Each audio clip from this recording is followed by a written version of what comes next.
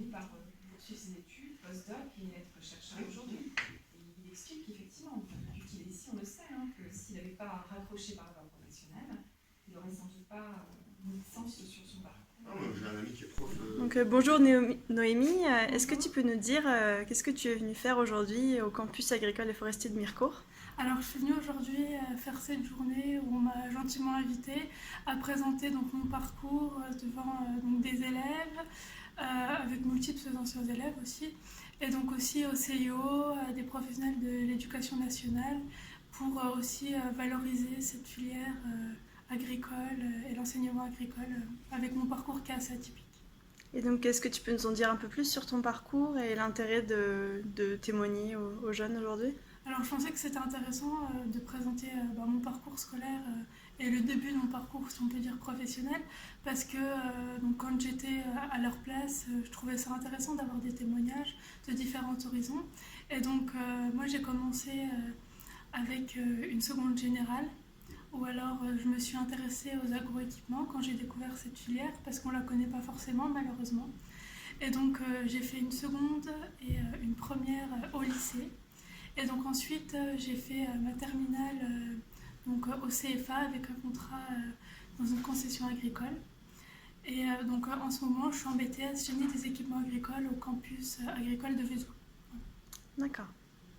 Et par rapport à ton parcours en seconde, tu étais d'abord en seconde générale et ensuite en seconde pro, c'est ça? Oui, alors j'ai commencé donc, en seconde générale ici. Et donc j'ai fait le choix de repartir en seconde professionnelle et non de reprendre une première, car je trouve que les bases sont très importantes et elles sont vues en seconde et non en première. Donc je pense qu'on ne peut pas évoluer dans un projet, dans une formation, si on ne commence pas avec les bonnes bases dès le début. D'accord, merci beaucoup. De rien. Bonjour, est-ce que du coup vous pouvez nous expliquer quel est le but de cette journée et un peu vous présenter? Le but de cette journée, c'est de présenter les différentes formations qu'on a au campus, donc l'agriculture, l'agroéquipement et la forêt. De nous faire découvrir plusieurs thématiques avec les anciens élèves. Et puis de découvrir leur parcours scolaire qu'ils ont eu à l'époque. D'accord. Et donc comment vous y êtes pris pour organiser cette journée? En AP français, on a AP, c'est AP, accompagnement personnalisé. Donc on a créé un questionnaire. On leur a envoyé et puis ils ont répondu. Et donc avec leurs réponses, on a fait différents portraits. Enfin, un portrait sur chaque élève.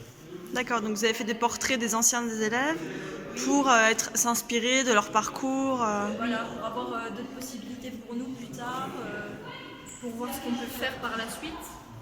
Parce que en seconde, les formations, tout ça, on ne sait pas trop ce que c'est, puis notre avenir est flou. Ouais, pour beaucoup de personnes, oui. D'accord. Oui, c'est vrai, ça nous ouvre des portes. Et donc, il y a qui est présent cette journée? Il y a aussi... Alors, des anciens élèves, des CIO, des directeurs de collège, des professeurs principaux de 3e aussi. Et les élèves les anciens élèves et nous les secondes. Et des autres élèves d'autres classes qui veulent participer au forum. D'accord. Et donc, pour vous, c'est quoi l'intérêt de cette journée?